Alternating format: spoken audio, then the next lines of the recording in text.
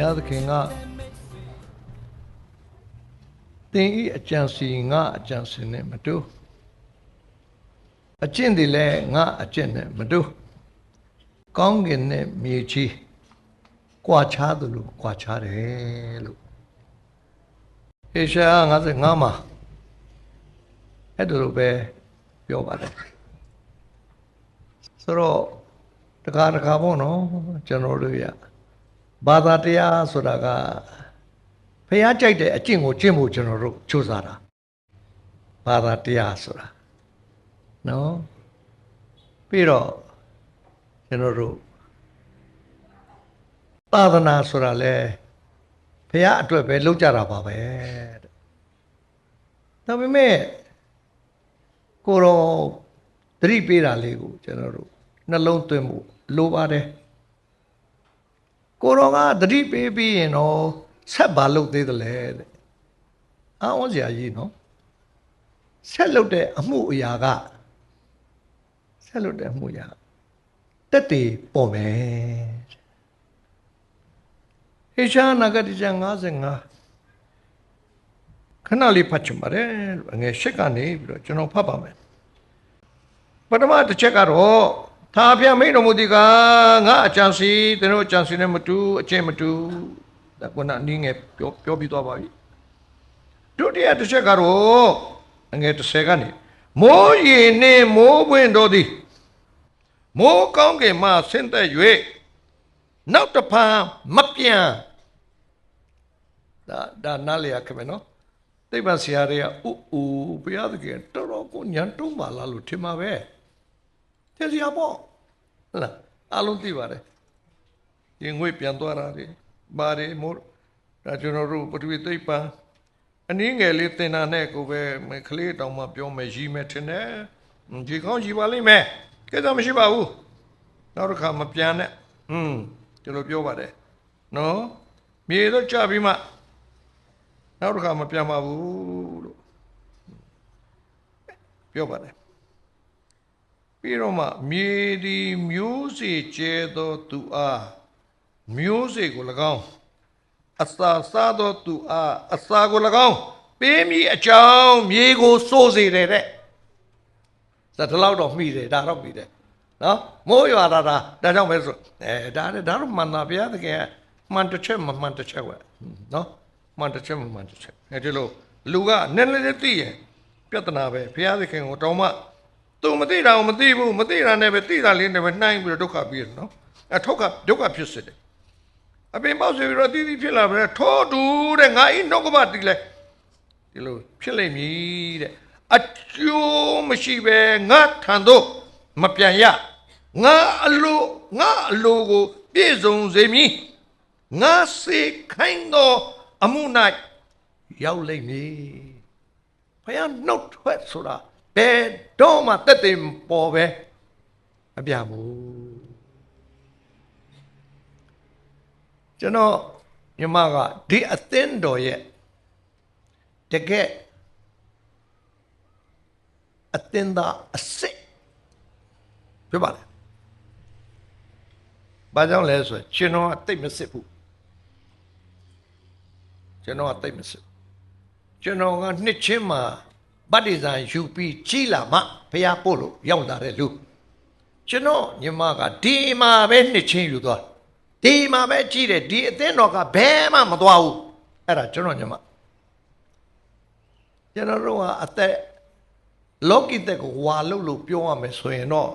ကျွန်တော်သိတဲ့လောက်ကလေးကတော့ကျွန်တော်ညီမကအခုဒုတိယအသက်ကြီးဆုံးတင်းသူလို့ခေါ်လို့ရမယ်လို့ထင်ပါတယ်အသက်ကြီးဆုံးအသင်းသူပေါ့ကတော့တော်မြင့်မြတ်ဟန်ဖြစ်တယ်မျိုးမှန်ဒါဒီကတကယ်အစ်စ်ပဲအဲ့ဒီညီမဖြစ်တော့ကြောင့်ဂုံပြုတ်ထိုက်တာပေါ့နော်အများကြီးဂုံပြုတ်မှာပေါ့ကျွန်တော်လည်းဂုံပြုတ်ချင်တာပဲဒီမှာကိုတခါတည်းသူ့အလောင်းကိုထားပြီးတော့အားလုံးဒီစိတ်ရှိပါတယ်စေတနာရှိပါတယ်ဒါပေမဲ့အခြေအနေရခွင့်မရဘူးမရဒါရက်ွက်တရားလက်မခံတာတို့ဘာလို့မှစရပေါ့လေရနာတာတို့ယွာနာတော့ဒါကြောင့်ဒီမှာမရှိလား အချို့တော့သူရဲ့စိတ်မှာဒို့လောပေါ့ဘာလို့များဂုံမပြုတ်လဲပြုတ်ထိုက်တာပေါ့လို့ဆိုရင်ကျွန်တော်တို့ကသိပါတယ်ကျွန်တော်ရဲ့ဝတ္တရားကျွန်တော်လုပ်ဖို့စိတ်ထဲမှာရည်တမ်းပါတယ်ဒါပထမအသင်းတော်ရဲ့တုံ့ပြန်မှုပေါ့နော်ဒုတိယကကုန်ကြစီအကုန်ကိုပေးခြင်းတယ်ပြောပြပါပြီလို့တလို့လိုသမျှလာတော့ဒီလောက်ထိပြောပြပါပြီတပြားမှမပါဘူးဘာအဲ့ဒီတက်တွေကိုပြောချင်တယ်ပါမနေ့ကဇာပနာကိစ္စမှာကျွန်တော်မေးပါတယ်တာဝန်ခံတူတော်မောင်ကိုငါတူဘာပါရမလဲဘာတွေမင်းတို့မပေးရသေးတာရှင်းလေရှင်းစရာရှိတယ်မရှိဘူးဘာကြီး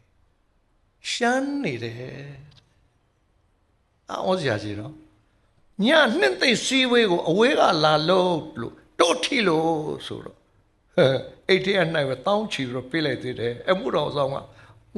အော်လို့မဟုတ်ကျွန်ပါဝင်မို့လားမရဘူးကျွန်တော်တို့ထီတယ်ဆိုပြေးလိုက်သေးတယ်အဲ့ဒါတေးပြီးမှဖြစ်နေတဲ့ကိစ္စကျွန်တော်ပြောနေတာကုသလတရားဆိုတာတေးသွားရင်တောင်မှတာရကကြံတယ်အဲ့ဒါလေးကိုပြောချင်တာပါနော်ဆိုကျွန်တော်တို့ကလည်းနှလုံးနဲ့ကြည်ပြီးလိုသမျှကိုပါဝင်လူတိမတိဂယုမဆိုင်တန်ကြီးကများအသင်းတော်ရဲ့အထာတစ်ခုဖြစ်ပါတယ်စောင့်ကြည့်တယ်နောက်ထုံးကြည့်တယ်ဤတော့မသွားဘူးစောင့်ကတ်ကြည့်နေတာဘာမှမလိုပါဘူးဒါလို့ဆိုလို့ရှိရင်တော့နက်ဖင်ကနေမှာနက်ဖင်ကဆိုတကယ်နက်ဖင်ကနော်နက်ဖင်ကကြာရင်အောက်မေ့ဝဲရချီးမွမ်းခြင်းအိမ်မှာလုံးမှာရှိတယ်အားလုံးကိုဖေးမှာတကပြုပါတယ်မဆနာကျွန်တော်တို့မဆိုင်ဘူးသွားခြင်းသူတိုင်းအားလုံးသွားလို့ရပါတယ်အဲ့ဒီပွဲအတွက်ကိုဘာကြွေးခြင်းလဲအားလုံးရှိပါတယ်ဘာမှမလိုပါဘူးဖယားသခင်ရဲ့လက်တော်နဲ့တက်တွေကဒီလိုထင်ရှားပါတယ်နော်မမြင်ရတဲ့အပိုင်းကမိုးရွာပြီးတော့ပြန်မသွားဘူးတဲ့လူကမျက်စိနဲ့ကြည့်လိုက်ရင်ဒါပေမဲ့ပြန်သာမသွားရင်ဘယ်လိုလုပ်ပြီးတော့မိုးကရွာအောင်မှာတော့တဲ့ဆိုတော့သဘာဝမျက်စိမမြင်ပေမဲ့ဘုရားသခင်ကစီမံထားတာကတော့တက်တည်ရှိတယ်ရွာစမြဲပဲမိုးကနှင်းကကြစမြဲပဲမဟုတ်လား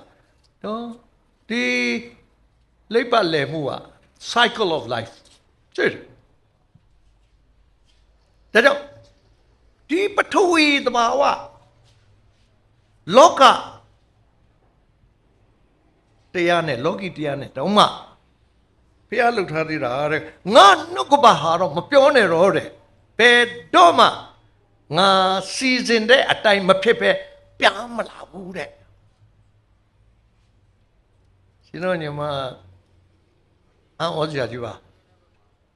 သူ့ကိုချီးမွမ်းကန်ထုံးတယ်တော့မဟုတ်ပါဘူးဘုရားခင်သူ့ကိုတက်တယ်လှုပ်သွားတာကျွန်တော်ပြောချင်လို့နော်3 နှစ်နဲ့4 လစကားတစ်ခွန်းမှမပြောရတော့ပါဘူးကတင်ပေါ်မှာပဲနည်းနည်းမအီမသာဖြစ်အတန်ပေးတယ်ဘာညာဒီလောက်ပါပဲကျွန်တော်ညီမအဲ့ဒီတောတွင်းမှာဘုရားဘာဖြစ်လို့သူ့ဒီလိုလုပ်တာလဲအဲ့ဒီတောတွင်းမှာဘယ်သူမှမသိပဲတိတ်တဆိတ်ပါဝင်ကြတဲ့လူတွေကိုကောင်းကြီးပေးခြင်းလို့သွားတယ်အိမ်မှာသွားကြည့်တယ်လူပဲကြည့်ဟာပေးသွားအဲ့ဒီတက်တဲ့ကညီမကြီးအတွက်ကောင်းကြီးပေးကြတာမဟုတ်ဘူးဒီပါဝင်မဲ့လူတွေကိုကောင်းကြီးပေးဖို့ခွက်ဖလားထားတာကျွန်တော်ညီမကစကားတစ်လုံးမှမပြောဘဲနဲ့ဘုရားသခင်ရဲ့ကောင်းကြီးခွက်ဖလားဖြစ်နေတာဘယ်သူမှမမြင်ဘူးအများမမြင်ဘူးဘောနော်ဘာဖြစ်လို့လဲဗျာမြင်တဲ့လူပဲဖလားတွေကိုထည့်ဖို့ထားတာ3 နှစ်ကြော်ထားလိုက်ပါလေအဲ့ဒီတော့တွင်မှာငွေပေးတဲ့လူရှိသလိုပဲတွားအားပေးတဲ့လူရှိပါတယ်တွားအားပေးတဲ့လူရှိသလိုပဲယူရပြုစုတဲ့လူတွေရှိပါတယ်ပြုစုရတော့အခွင့်ကိုတငယ်လေးတယောက်ကိုပေးပါတယ်တို့အမေတက်တောင်မှယူရသေးတယ်ကျွန်တော်ယင်ထဲမှာအယံခံစားတဲ့ဒီတငယ်လေးတွေးမတော်ပါဘူးတော်ပါမေတ္တာဆိုတာဒီလိုပဲတွေးတော်ဖို့မလိုဘူးဖ ယားနဲ့မှန်ဖို့ပဲလိုတယ်အဲ့တော့အဲ့ဒီတငယ်လေးကဒါရီသမီးတွေလည်းတတ်တိုင်းတလောက်ပါဝင်ကြတာပေါ့လေဒီခွက်ထဲမှာထဲတာကျွန်တော်လည်းပြောပါတယ်သားတဲ့သမီးတွေကိုဒါအခွင့်အရေးပဲမင်းတို့အတွက်ယူတတ်တော့သူကရမှာနော်လို့ကျွန်တော်ပြောဒါတော့ပဲကျွန်တော်ပြောပြီးဒီလိုမမြင်နိုင်သောအရာကိုချိတ်ပြီးတော့မြင်နိုင်သောတက်တွေဖော်တဲ့ဖယားသခင်နော်အဲ့ဒီထဲမှာအစည်းအဝေးကိုလုံးဝကျွန်တော်တို့မစီစဉ်ဘူးဆရာကြီးဦးမျိုးချစ်ကပီတိဖြစ်ပြီးတော့ပြန်သွားတယ်မနေ့ကကျွန်တော်ကိုပြောသွားတယ်ဘာလို့လဲကျွန်တော်တို့ရဲ့တူတွေသားတွေကဟိုခိုင်းမှာတယောက်ဒီခိုင်းမှာတယောက်ဒီအဖွဲမှာတယောက်ဟိုအဖွဲမှာတယောက်ကြည့်ရင်တော့လူစွာလုတ်ခင်နေတဲ့ကောင်တွေပဲလို့လောကအမြင်ကတော့မြင်ရပါနဲ့မမြင်နိုင်တဲ့ဘုရားရဲ့လက်တော်ကဒီကလေးတွေအားလုံးကသူတို့မှာမျိုးရိုးဗီဇဓမ္မအမွေရထားတဲ့အတွက်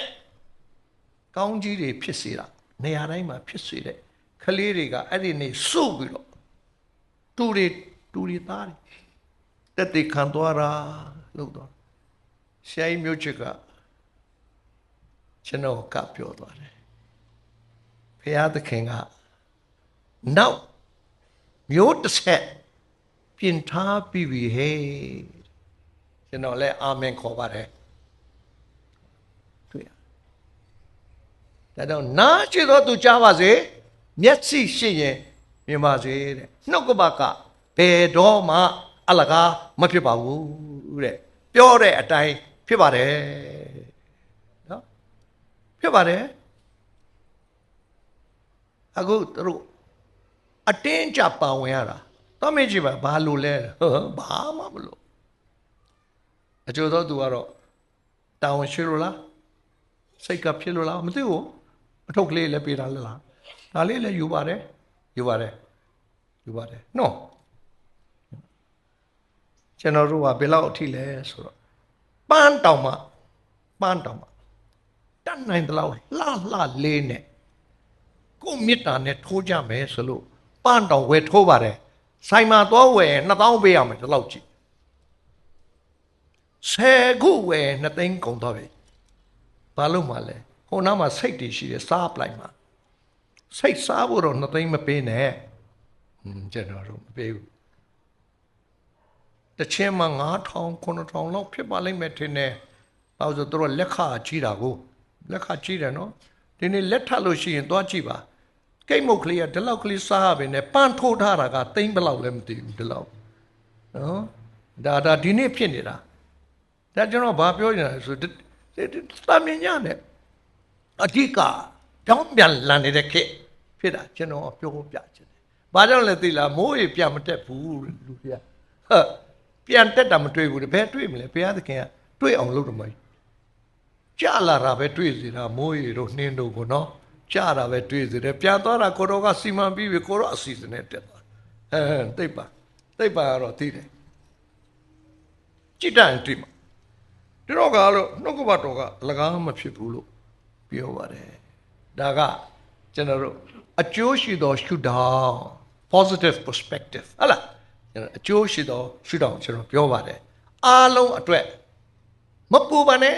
ဆိုတာဘလောက်အထီအာမခံရှိလဲသေရင်တောင်မှကိုတော်ရဲ့လက်တော်ကတက်တည်ရမှာဖြစ်တယ်လို့ဆိုတာကိုကျွန်တော်ကဒီနေ့အားပေးချင်တာပါဘုရားသေပြီးရောမဟုတ်ပါဘူးတဲ့သင်တို့ဒီငါဤတက်တည်ဖြစ်မယ်ဆိုတဲ့ဥစ္စာဟာဒီလိုထူးခြားတဲ့တာရကလေးတွေတဲ့ရှိပါတယ်လို့ကျွန်တော်ကပြောချင်ပါတယ်တဲ့နော်ချစ်တော်ညီကိုမဟုတ်ပါဒါပေမဲ့ခရိယန်များယုံကြည်သူများဖြစ်ပြီးမှကိုရောကိုစိတ်ကောက်လို့လားတော့မသိဘူးပေါ့တခါလဲစိတ်ကောက်လို့ပေါ့အချို့ကြတော့စိတ်တော့ကောက်တာတော့မဟုတ်ပါဘူးဒါပေမဲ့ကိုရောတော့ငါ့ကိုစိတ်ဆိုးနေပြီကိုရောတော့ငါတို့ကိုတန်ခတ်ထားပြီပေါ့နော်ကျွန်တော်ဖြစ်တတ်တယ်မဟုတ်လားကျမ်းစာကလည်းပြောတော့ကျင့်ချင်းအမင်္ဂလာများဟူမူကားဆိုတော့ကြောက်စရာကြီးပေါ့နော် ရောက်ဆိုင်ဒါမှမဟုတ်ချိန်ချင်းအမင်္ဂလာဆိုတာကဝေါ်ဟာယာကတခြားမရှိလို့ရေးထားတာပါတကယ်ကြမစီလျော်သောမင်္ဂလာများကလို့မစီလျော်တာဘုရားသခင်ကိုနိကတ်စွာနဲ့ကျွန်တော်တို့ယဉ်ကျေးစွာသိဖို့ကစီးပွားရေးကောင်းနေလို့ရတာမဟုတ်ဘူးပညာတွေရနေလို့ရတာမဟုတ်ဘူးအချိန်ကလေးနဲ့အခြေအနေလေးကိုဆင်ခြင်ပြီးတော့နှလုံးသားလေးကခတ်မှရတာအဲ့ဒီနှလုံးသားလေးခတ်ဖို့ဆိုတာဘာမှမလို့ပညာလည်းမလို့ဘူးငွေလည်းမလို့ဘူးရွှေလည်းမလို့ဘူးအသက်အရွယ်တောင်မှထားဖို့မလို့ဘူးဘာလို့မဆိုရတယ်အဲ့ဒါကိုဒီနေ့ပြောချင်တယ်ဟုတ်တော့ဘောဆရာကြီးတို့ကတော့ဓမ္မတက္ကသိုလ်ကြီးတွေဘာကြီးတွေကနေဘာဘွဲ့တွေညာတွေနဲ့တတ်တော့ကိုဘုရားသခင်ကိုတတ်ယုံနဲ့မသိပါဘူးတဲ့ဟိုလူကဘာတတ်လို့ဟိုလူကမကြီးကြီးကျယ်သွားမလုပ်ပါနဲ့ပြစရာဘာမှမရှိဘူးနှလုံးသားထဲမှာဘုရားသက်တည်တွေအများကြီးရှိတယ်ဒါလေးတွေလည်းနားလည်ဖို့လိုပါတယ်နော်ဒီတော့ဣသရေလရှင်မင်းဖြစ်ခါမှဘုရားသခင်နဲ့ဘလောက်ဝေးသွားသလဲလို့ဆိုတဲ့အကြောင်းလေးကိုလို့ဓမ္မရာဇဝင်စတုထစာဆောင်မှာကျွန်တော်တို့တွေ့ရှိရတာဖြစ်ပါတယ်အာဟမင်းသေပြီးတဲ့နောက်မှာကျွန်တော်တို့ဖြစ်တဲ့အဖြစ်ပါအာကစီမင်းသည်ကျွန်တော်တို့ရှမာရိမြို့၌ရှိပါတယ်သူကနေပြီးတော့မှသူ့ရဲ့ပလင်မော်ကနေလိမ့်ကျသွားပါတယ်လိမ့်ကျသွားတဲ့အခါမှာနာသွားလို့သူကဘေးတင်မေးခြင်းတယ်ဒီနေ့ခရိယာနေတအားဘေးတင်မေးတယ်လို့ဆိုရအတန်ကပဲ့တင်တန်ခံတယ်ဘေးတင်မေးခြင်းဘာဖြစ်လို့ဘေးတင်မေးတာလဲဖះနဲ့ဝေးနေလို့ဖះနဲ့ဝေးနေပြီတဲ့နော်အဆောင်အယောင်တွေလဲသုံးတယ်တဲ့ဘယ်နေ့ဘာမလုပ်ဘူးဘယ်နေ့ဘာမပြုတ်ဘူးရဲ့ရာစာတို့ဘာတို့ရှိတယ်ခရိယန်တွေအခြားသူတွေရှိတာဘာမှမပြောရဘူးပတ်သက်ကြောင်းသူတို့ကိုးကွယ်တဲ့နော်အာနာပိုင်တွေဆိုတာနာနာဘာဝပြောတာဝိညာဏတရားတွေမာစာနိုင်စွမ်းရှိကြပါတယ်ရှိပါစေဘုရားသားသမီးဘုရားလူတွေဆိုရင်သူတို့ရှိသွားရင်တော့ဒါမြောက်မထားတယ်လို့ခေါ်တယ်ကျမ်းစာကမြောက်မထားရင်တော့ပတ်သက်တဲ့လင်ကတအားစိတ်ဆင်းရဲပါတယ်ကြည်ခွဲပါတယ်မြောက်မထားရင်ပတ်သက်တဲ့မယားကရင်ကျိုးပါတယ်အောင်ဆရာကြီးဒီနေ့ကျတော့ဖြေသိမ့်မှုကလည်းတဲကောင်းတယ်စာရန်ကဘလောက်လှည့်စားလဲလို့ဆိုတဲ့အခါအမျိုးသားကဖောက်ပြန်ပြီလို့ဆိုရင်အိမ်တောင်နဲ့ပတ်သက်သောအကြံပေး marriage counselor တွေရှိကိုတွားရဲနင်ဘာလုပ်နေလဲလို့မေးတယ်ဖောက်ပြန်တာယောက်ျားအပြစ်တင်တာမိန်းမနေ့ကိုနင်လဲကြည့်အောင်နေ့ရုပ်ကိုနင်ကြည့်အောင်နေ့မျက်လုံးကြည့်စမ်းဆိုးမှမထားပဲနေ့ယောက်ျားမျက်လုံးဆိုးထားတဲ့ဟိုပုတ်တင်ညုံမကြိုက်သွားတာပေါ့ပုတ်တင်ညုံမခေါင်းတညိမ့်ငိမ့်နဲ့ကြိုက်သွားမဟုတ်ပါဘူးနှလုံးသားတွေကဖောက်ပြန်တာပုတ်တင်ညုံမမဟုတ်ပါဘူးကိမိကောက်လည်းကြိုက်မှာပါပဲနှလုံးကဖောက်ပြီးဆိုရင်တော့မရတော့ဘူးပေါက်သွားပြီနော်အဲ့ဒါကိုဘသူအပြစ်တင်လဲသစ္စာရှိတဲ့မယားကိုအပြစ်တင်တယ်နော်အဲ့ဒါကယနေ့ရဲ့ပညာရှိများတို့ရဲ့ကုထုံအိမ်တောင်ပြန်ကောင်းဖို့ကုထုံလို့တာအော်ဆရာကြီးမဟုတ်လားဆေးကတခြားယောဂတခြားလောကပညာဒီလိုကြီးပါပဲနော်ကျွန်တော်တို့ရဲ့ကုထုံးကတစ်ခုပဲရှိပါတယ်ဘုရားသခင်ထာမဒုထောက်ပါပြီးသွားပြီဘုရားသခင်ထာမဒုထောက်ပါနှုတ်ကပတ်တော်ကိုဖတ်ပါဆင်ခြင်ပါနှုတ်ကပတ်တော်အလကားမဟုတ်ဘူးတက်တည်လာလိမ့်မယ် တေသွားတဲ့လူတောင်မှတက်တည်ပေးနေတယ်တေပြီးပြန်မသွားဘူးနော်မသေးခင်စကြစကားကိုမပြောဘူးတက်တည်ပေးနေအဲ့ဒီချိန်ကာလဟန်ကိုချနေတော့ခွန်အားရတယ်ကျွန်တော်တော့အဲ့လိုစကားမပြောနိုင်လဲဘုရားအလုံးမှာပါပဲစိတ်ကချတေလဲဘုရားသခင်ကျွန်တော်တို့လုံးမှာပါပဲသစ္စာရှိတာကိုသစ္စာရှိတာကိုနော်ဆိုဒီသစ္စာကိုမယုံနိုင်ပဲနဲ့ကိမိကောင်နောက်လိုက်နေဘယ်နဲ့လို့ကိမိကောင်နောက်တော့မလိုက်ပါနဲ့အမီးနဲ့လှန်ထိုးလိုက်မောသွားမယ်နော်အရေးကြီးတယ်ဘေဒေနဟုတ်ကဲ့လားလက္ခဏာအစရှိသောအရာတွေဟာအရာဘုရားသခင်ဆက်ဆုပ်ယွန်ရှာတယ်ဒီအတွက်နဲ့သူကဘာလို့တလဲဆိုတော့သူကဘာလို့ဆိုငါဒီဤအနာမထမြောက်မည်လောဟုဒီလိုပေါ်ပြောပါတယ်ဧကရုံမြို့ဤဖယားဧကရုံမြို့မှာရှိတဲ့တခြားသောဖယားဘာလဇေဘုတ်တို့တွား၍မေးမြန်းကြဟုစေတမန်လွတ်တယ်တဲ့ဤသေရလားရှင်ဘရင်တော်မိုက်တယ်တော့ねဒီနေ့ကျွန်တော်တို့ကသူ့ရဲ့မိုက်သေးတယ်မမိုက်ဘူးလားမိုက်နေတယ်အမျိုးတော့အဲ့ဒါအာဓမလမ်းလို့ခေါ်တယ်အဲ့ဒီအာဓမလမ်းကိုမစွန့်မချင်းဆုတောင်းရင်အဖေမရဘူးတဲ့ကျမ်းစာပြောတာဆုတောင်းအာယုံဥလာကြကြိုးစိုးတယ်ဆုတောင်းစီဝေလာကြ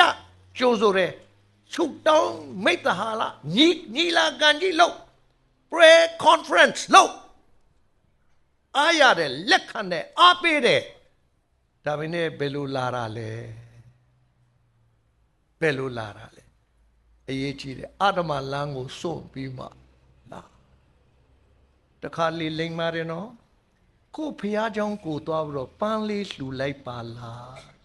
ရရချေတဲ့အတန်ကလည်းခရိယလာရတယ်ခင်ဗျားတို့ဖះเจ้าကိုသွားလို့မဲအစောကြီးလာပန်းနေပါတယ်ထဲလို့ဒီအပြင်ချီးမွမ်းလို့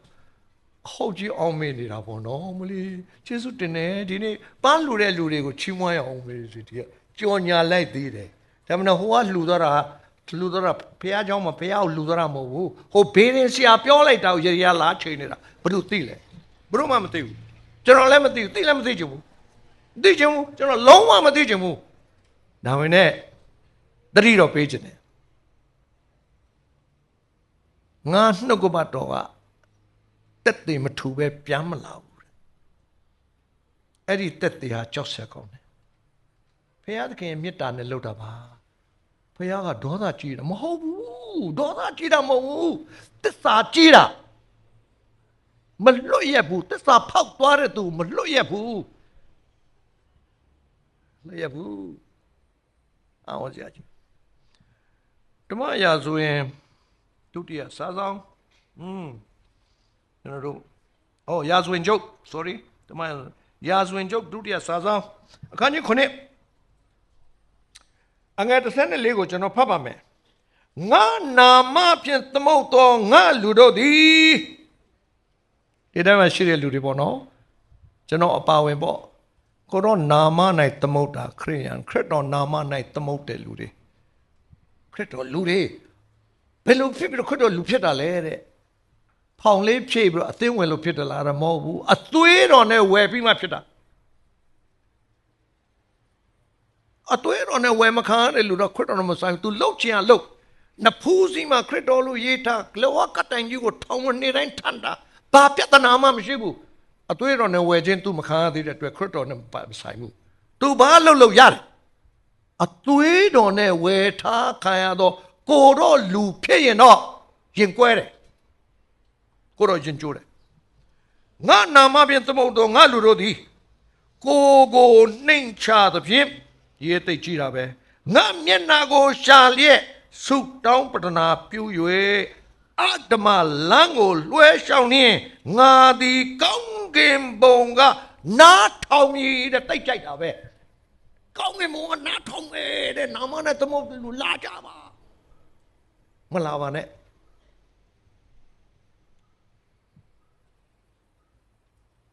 ကိုစစ်စေးအာဓမလမ်းကိုစော့ကိုရောမျက်နှာကိုရှာပြီးလာတော့မလာနဲ့အိမ်မှာထိုင်နေအားလုံးပြည့်စုံပါမယ်နှုတ်ကပဒီနေ့ဘာကြောင့်များကိုရောငါတို့တောင်းတာအဖေမပေးပါလိမ့်စာရငါဘေးရပြောအချိန်မကြသေးလို့ဒီတိုင်းဆက်လုံးအဲ့လိုလေသူအချိန်မကြသေးလို့စိတ်ရှိလေးနဲ့ရရသာချေနေလာမှာဖះမင်းကိုတိတယ်ဒါလေးနော်ဘုရားကျောင်းမှာသွားပြီးတော့ပန်းလှူဖို့မမင်းနဲ့ပရင်းမောက်ကလေးမှန်ကွဲနေသွားတဲ့ဖို့မမင်းနဲ့စာအဲ့ဒါလေးထည့်ပြီးစောက်နေဘယ်တော့မှမရဘူးဘယ်တော့မှမရဘူးပြောလိုက်မယ်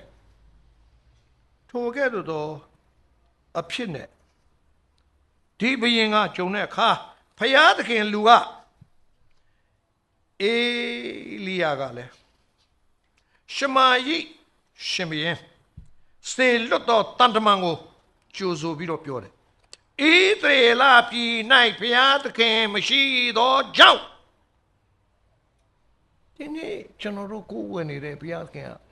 သေသွားလို့လားသေသွားလို့လားမရှိတော့လို့လားမရှိရင်တော့နောက်တစ်ယောက်ရှာပေါ့ကျတာကခွင့်ပြုပါတယ်လင်းသေးပြီးနောက်တစ်ယောက်ယူပါတဲ့ကိုရောမရှိရင်တော့သွားပေါ့ကိုရောကထာဝရရှိနေတယ်နော်ရှိနေတယ်စဉ်းစားကြည့်ပေါ့နော်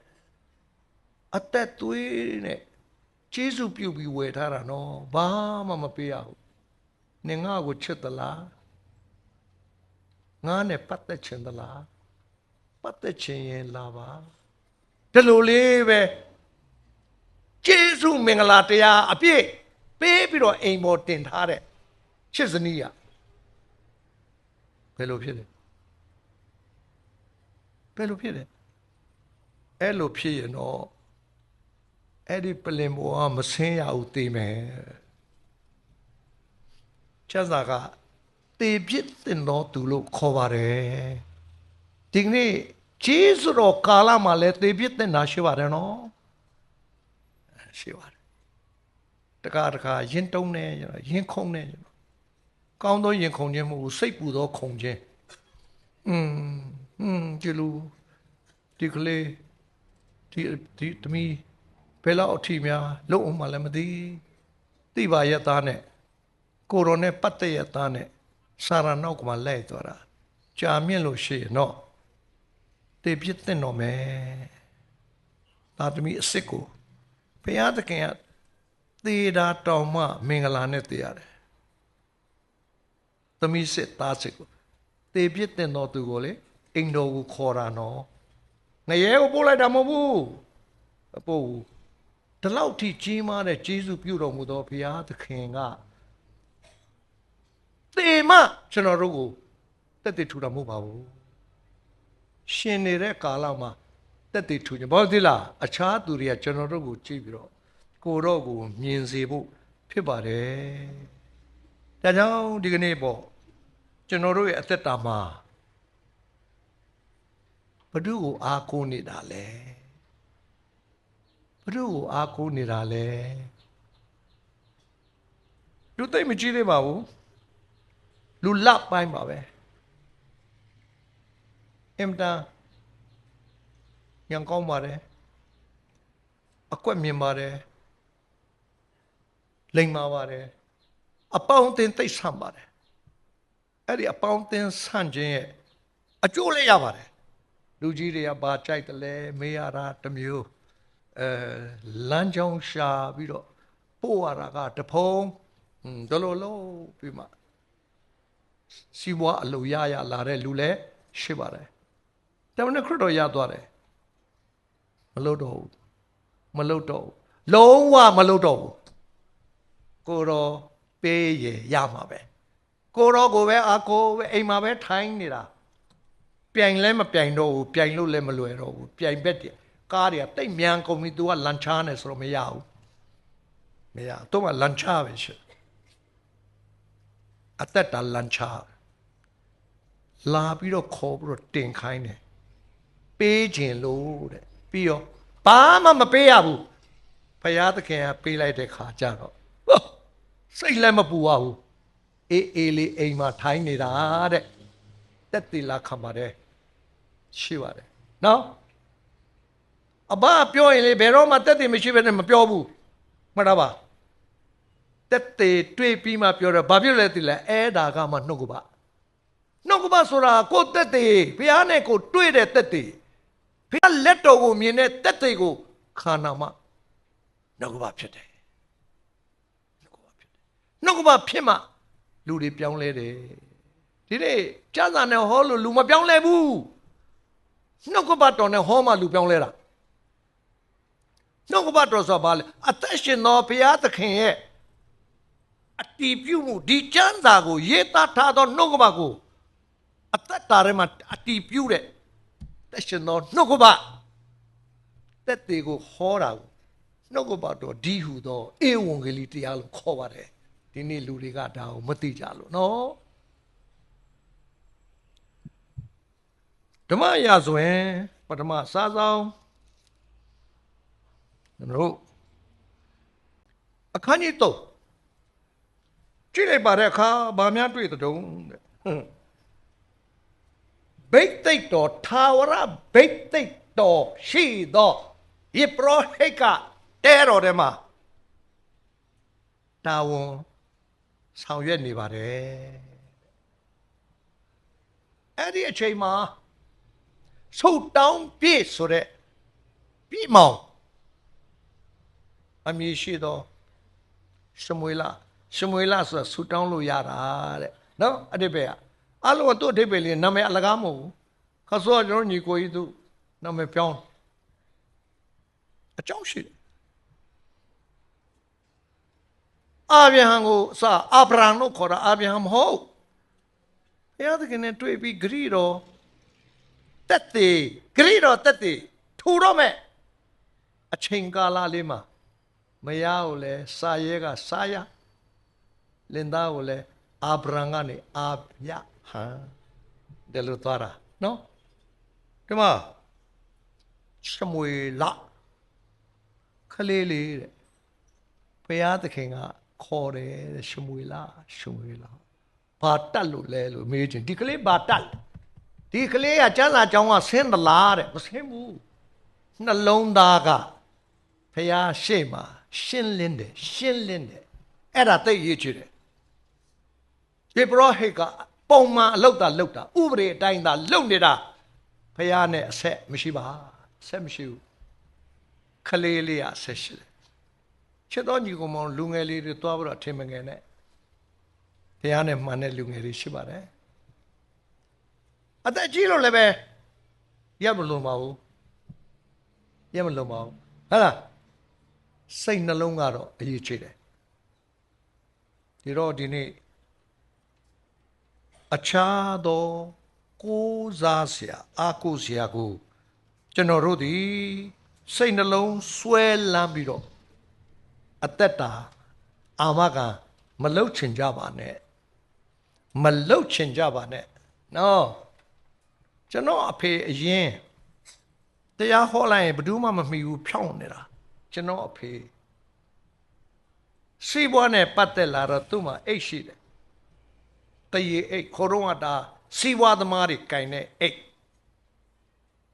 တရေနွားတရေအစစ်အဲ့ဒီမှာရေးထားတယ်ကလားဖုံးကြီးကနေ့နဲ့နာနဲ့တွက်ပြီးတော့ကျွန်တော်အဖေနော်ကျွန်တော်မကောင်းကြောင်းပြောတာမဟုတ်ဘူးတွေးဆောင်ခြင်းပါတတ်တဲ့အကြောင်းကိုကျွန်တော်ပြောတာပါတတ်တယ်ဘယ်နေ့မှာဘယ်နိုင်နဲ့ဘယ်နိုင်ကြားပဲစီးပွားအကြောင်းကိုပြောဘယ်နေ့မှာဘယ်နိုင်နဲ့ဘယ်နိုင်ကြားပဲပြောတခါလေကြာဟိုဘက်ကလှမ်းဆက်တယ်အလုပ်ပေးမလို့လှမ်းဆက်တယ်ဘယ်နေ့ကိုလာတွေ့ပါဆိုရင် तू ကဒါလေးကိုကြည့်နေုံအလုပ်ရှိတာမရှိတာမကြည့်ဘူးဒါကိုခမရပြဖွင့်ကြည့်ပြီးတော့ဘယ်ချိန်လဲဒီချိန်ကျွန်တော်မလာနိုင်ဘူးဗျာကျွန်တော်တိတ်လုံများတယ်ဒီမှာမလာနဲ့ဆိုတဲ့အချိန်လေးရှိကျွန်တော်အဖေမသွားဘူး ကျွန်တော်ကြည့်ပါလေမရပါဘူးစနုပ်စပေါက်တော့ကောက်စားရတာပေါ့အဲ့ဒါလောကနေရတာဘယ်တော့စနုပ်စပေါက်ပဲရှိတယ်ခွက်ဖလားရှာနေဆိုတာဒီစနုပ်စပေါက်နဲ့မရဘူးဟမ်မရဘူးချစ်တော်ညီကောင်မောင်တို့မတို့ယုံခြင်းယုံပေါ့မယုံခြင်းနေပေါ့အဲ့ဒါကျွန်တော်အလုပ်မဟုတ်ဘူးနှုတ်ကပတ်ကတော့နှုတ်ကပတ်တော်ပဲဆိုတာကိုတော့ကျွန်တော်မပြောပဲမနေနိုင်ဘူးဆိုတော့ကျွန်တော်အခုပြောတဲ့အတိုင်းတော့နှုတ်ကပတ်တော်အတိုင်းသက်တည်ရှိသလားဥပမာပေါ့နော်ကျွန်တော်နှုတ်ကပတ်တော်သက်တည်များရှိကြလားဆိုရင်ဟာသက်တည်ခံမှုမလိုပါဘူးကိုယ့်အနေကိုသိတယ်ဟာလေလုယာနှုတ်ကပတ်အတိုင်းငါအသက်တာမှာရှိတယ်တဆင့်တိုးလိုက်မယ်နှုတ်ကပတ်တော်အတိုင်းသိရင်တောင်ဖြစ်အောင်မယ်ကျွန်တော်တိုးလိုက်အောင်မယ်ကျွန်တော်တိုးမယ်တမောင်ထုံးမင်းသိရင်တောင်နှုတ်ကပတ်တော်အတိုင်းဖြစ်မယ်နော်ဟာလေလုယာဒီလိုသိတယ်ဟာကျွန်တော်သိတာပဲသိတာ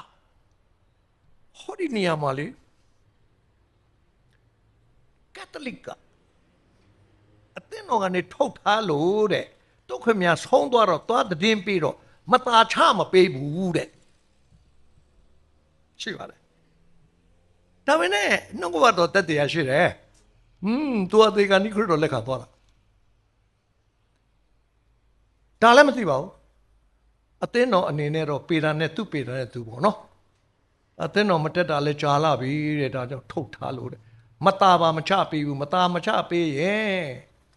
ခရိယန်တော့မตาမချပေးရင်ငရဲကြတယ်လို့ယုံကြည်ကြတယ်မချပါဘူးလို့ကျွန်တော်ပြောချင်တယ်ခရစ်တော်ကိုသာယုံထားပါဘယ်တော့မှမချပါဘူးဒါပေမဲ့ဘုရားသခင်လည်းတက်တည်ထူလိုက်တယ်ဒီမှာသူ့ကိုလဲလျောင်းပြီးတော့ကျွန်တော်တို့ချပေးလိုက်ပါတယ်ကျွန်တော်တို့ရဲ့အသင်းတော်ကညီမတော်ရဲ့ခင်မွန်းတယ်ဖြစ်တယ်ကာသလစ်ဟုတ်လားနှစ်ချင်းမခံပါဘူးဟုတ်လားအရေးမဟုတ်ပါဘူးဒါတွေအခွန်နေပဲစိတ်နှလုံးထဲမှာကိုယ်တော်ကိုယုံကြည်သွားတဲ့တက်တွေကဒီနားမှာအလောင်းတွေ့သွားတယ်ဘုရားသခင်ကဘယ်ဟာမှမေ့မတော်ဘူးငါစကားသည်ငါစီရင်တဲ့အတိုင်းဆောင်ရွက်ပြီးမှငါထံပြန်လာမယ်ချစ်တော်ညီကောင်မောင်တို့ကတော့ဒီလိုလူပေါ်မှာတောင်တက်တည်ထူတယ်ဆိုရင်ကြံတဲ့လူတွေပေါ်မှာတက်တည်မထူစရာဘာရှိလဲဘယ်သူတွေလဲအားလုံးပေါ်မှာခရစ်တော်နဲ့ပတ်သက်ရင်တော့ဒုက္ခပဲသတ်တော့ကောင်းကြီးမင်္ဂလာလားကျင့်ချင်းအမင်္ဂလာဒီနှစ်ခုပဲရှိတယ်နောင်တရကြပါနောင်တရကြပါမလဲစားပါနဲ့ဒါဘုရားသခင်ရဲ့စကားပါအားလုံးမတ္တထဆက်ကရ